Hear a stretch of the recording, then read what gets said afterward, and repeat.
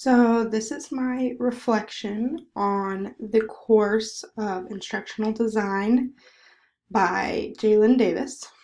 So the first thing I want to talk about is the description of what I have encountered in this course. So we have learned about models of design, such as like the backwards design, the ADDIE model, things of that nature. One of the more exciting things that I learned about was learning versus understanding. We kind of learned what makes an activity learning and what actually develops that learning into understanding, which was super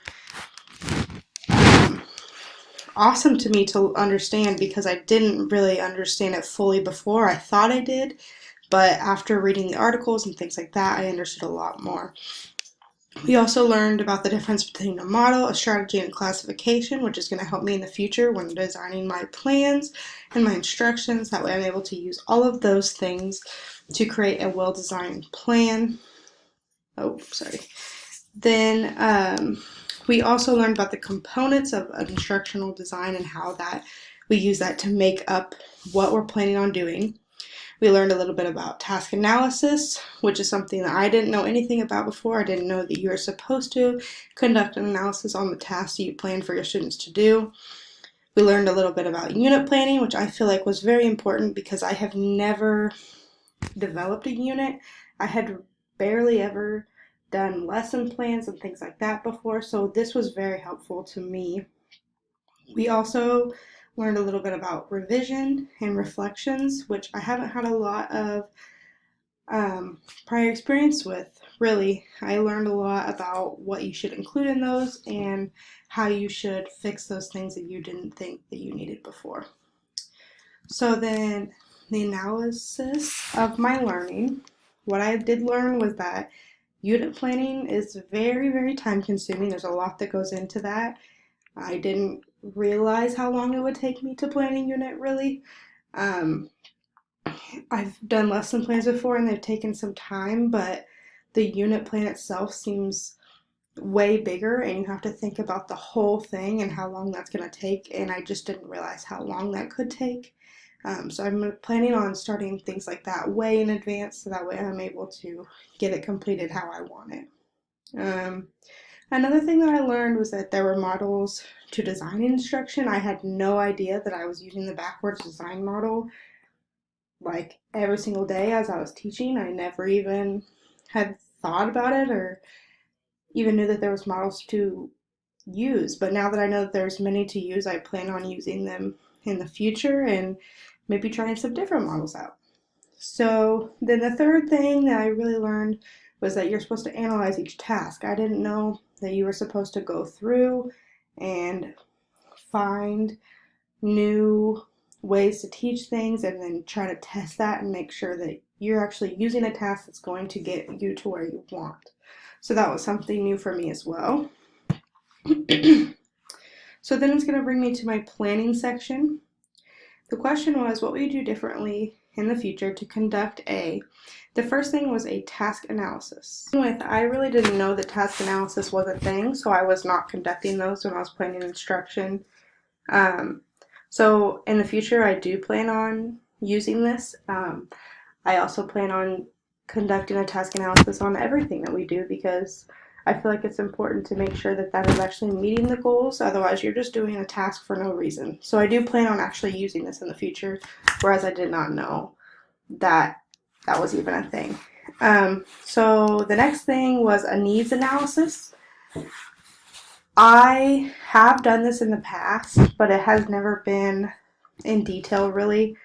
I really need to look at what my students know and what they don't know and be able to conduct my instruction around that and use their strengths and weaknesses, which I haven't really done in the past. I think maybe doing a pre-test for a lot of units would be very helpful, and I plan on doing that with a lot of different lessons in the future because that's something I had never really thought about, but it's something I plan on doing in the future. Course design. I feel like I've always wanted to use a more project-based learning for course design, but I never have got around to doing it, which is not something I really learned about in this course. I learned about it a tiny bit, but not a whole lot. But I do plan on incorporating that in the near future. I've started kind of getting some things ready, and I am ready to start that process. The next thing was delivery. I feel like that was a task that I was not good at before. I was very timid and shy in my teaching, where I need to be up and outgoing and be able to answer questions and be vocal with what I'm saying and be super confident in what I'm saying. And I have practiced that a lot through this class because we got to do the units and we got to present those units to students, and that has really helped a lot, just practicing over and over and over, which I continue to do. I will continue to do it even after this class, so I'm hoping to increase my delivery a little bit more.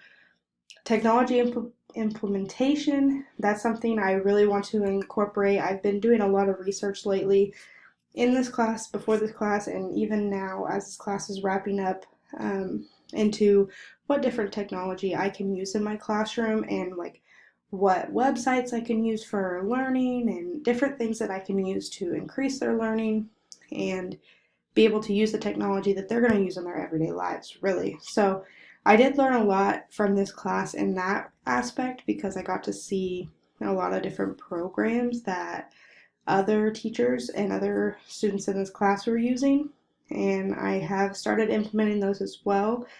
So I hope to see more of that in my Fort Hays master's program, see more technology-based classes and technology-based assignments. That way I am able to gain some more knowledge there.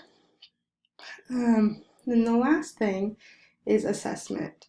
Assessment, I did learn that you should have multiple assessments, which I thought one test and that's fine.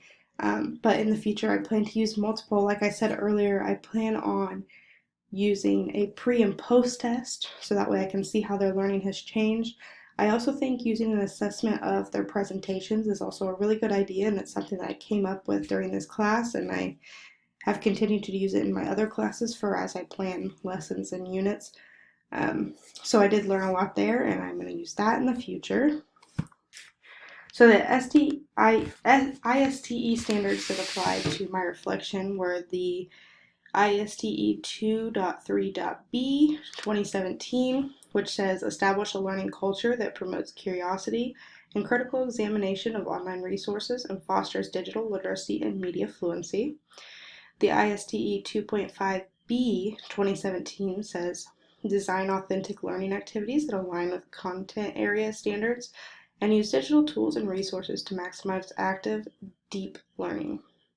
The ISTE 1.3.A 2016 says students plan and employ effective research strategies to locate information and other resources for their intellectual or creative pursuits. The ISTE 1.3.B 2016, students evaluate the accuracy, perspective, credibility, and relevance of information, media, data, or other resources. And finally, the ISTE 1.5.B 2016, students collect data or identify relevant data sets, use digital tools to analyze them, and represent data in various ways to facilitate problem solving and decision making. And here are my references. Again, thank you guys again for listening to my presentation, and I'm looking forward to listening to the rest of you guys'.